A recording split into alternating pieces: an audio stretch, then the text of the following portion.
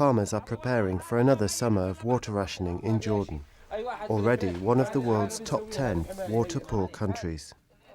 Here, every drop is precious, and when there are shortages, tempers flare. Water is very important in this part of the world, and without having enough water resources, we will not be able to continue with our economic development. Unlike many of its neighbours, Jordan is not rich with oil. And although 80% of the country is desert, in the poorest rural communities, agriculture is the principal source of employment. Yet, as water shortages grow, more and more rural communities are turning into ghost towns and abandoned farmlands into deserts. If farmers don't work the land, it becomes wasted, and over time it loses its fertility, eventually becoming desert.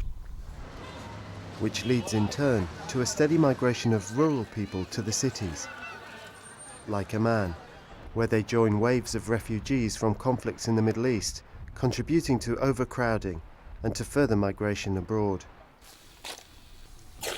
But 4 years ago, with support from IFAD, the UN agency devoted to fighting rural poverty, the government began providing farmers with the tools to help them remain on the land.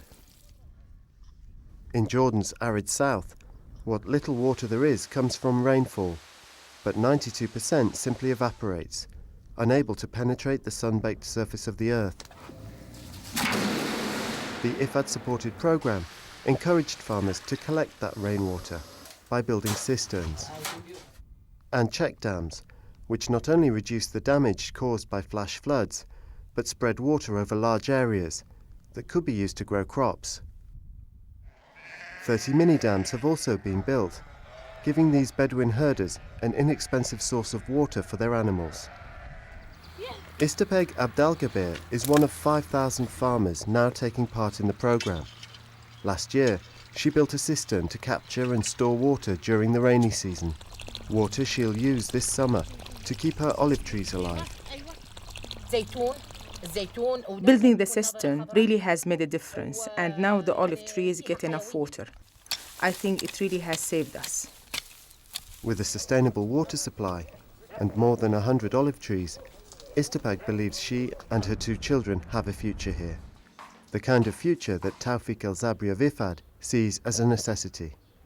If farmers are not supported and they find their only alternative is to move to the towns and cities, then all of Jordan will become a desert, and that would make, of course, also the water resources more vulnerable. It's not really an option for Jordan.